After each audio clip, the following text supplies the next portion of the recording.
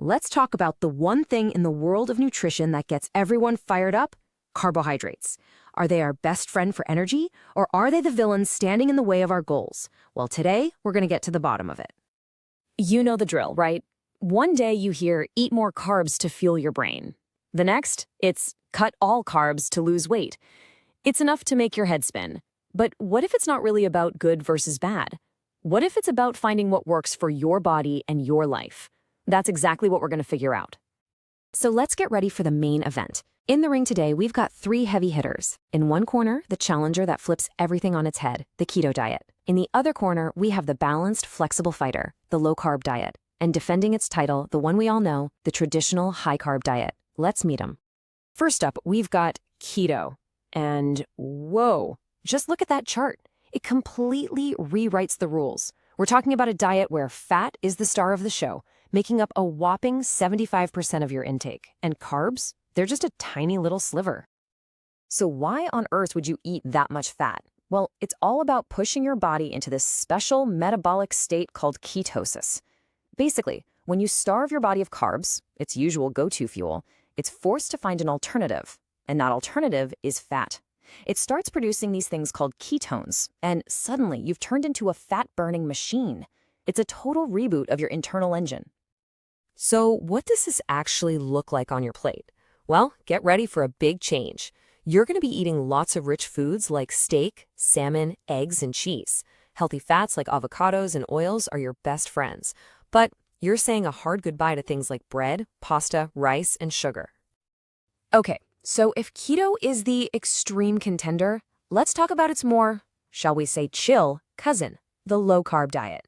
You can see right away this is a much more balanced approach. Carbs are still reduced, for sure, but they have a much bigger seat at the table compared to keto. The whole idea here isn't to completely ditch carbs, it's just about being smarter with them. By cutting back, you help keep your blood sugar from spiking and crashing, and you encourage your body to burn more fat for fuel. But, and this is key, you're not aiming for that deep state of ketosis. That makes it a whole lot more flexible for most people. And because it's more flexible, your plate starts to look a little more familiar, right?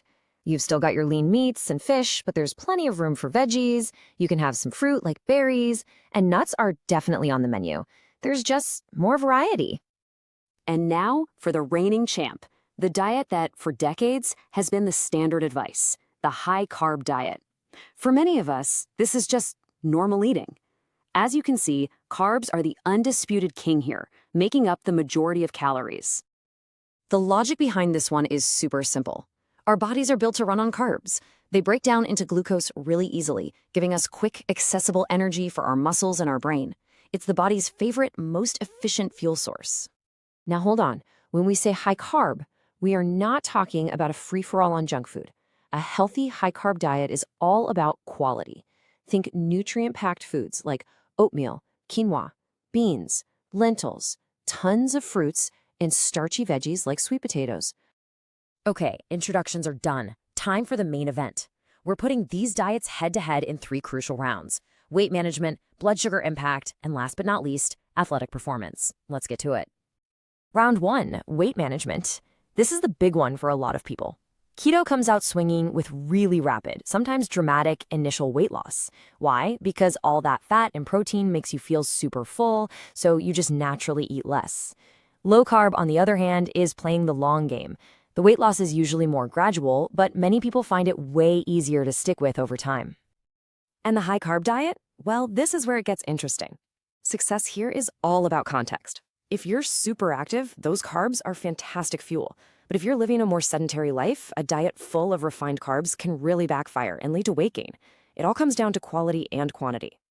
Okay, round 2, the blood sugar roller coaster. And man, the differences here are huge. Because keto practically eliminates the source of blood sugar spikes, carbs. It has this incredibly powerful stabilizing effect. Low carb is also great for keeping things steady, but high carb, it's a total wild card. Eat whole grains and fiber, and you'll be fine. Eat refined sugars and flour, and you're in for some serious ups and downs. And for our final round, athletic performance. Now, if you're an athlete, you need to listen up, because this is where a clear winner emerges. For anything high intensity, sprinting, heavy lifting, endurance sports, carbs are, without a doubt, the gold standard fuel. Your body just can't access energy from fat fast enough for those explosive movements, which is where keto can sometimes fall short. Ding, ding, ding. That's the final bell. The fight is over. So let's head over to the judges' table, tally up the final scorecard, and see exactly how our 3 contenders did across the board. And here it is, the whole story in one place. You can see keto is the champion for fast weight loss and blood sugar control, but it takes a hit on sustainability and athletic performance for many. High carb is the absolute king of performance, but it requires careful management in other areas. And right there in the middle, you have low carb, offering a really solid, balanced approach that works well in almost every category. Okay, the moment of truth. After all of that, who takes home the trophy? Which diet is actually the winner? It's time to find out. And the big reveal is there is no single winner. I know, that might feel like a letdown, but hear me out. This is actually the most important takeaway. There's no such thing as a one-size-fits-all best diet. See, it all comes down to your specific goal. We have to match the diet to the mission. If your number one priority is aggressive fat loss or getting a handle on blood sugar issues, keto is an incredibly powerful tool. If you're looking for something you can stick with for the long haul that offers great balance, low carb is probably your best bet. And if you're an athlete trying to crush it in the gym or on the field, a high-quality, high-carb diet is absolutely the way to go. So, at the end of the day, let's stop asking which diet is the best. It's the wrong question. The real question, the much more powerful question, is which diet is the best for me? The one that fits your body, your goals, your lifestyle. That's the real winner. The only question left is, which one will you choose?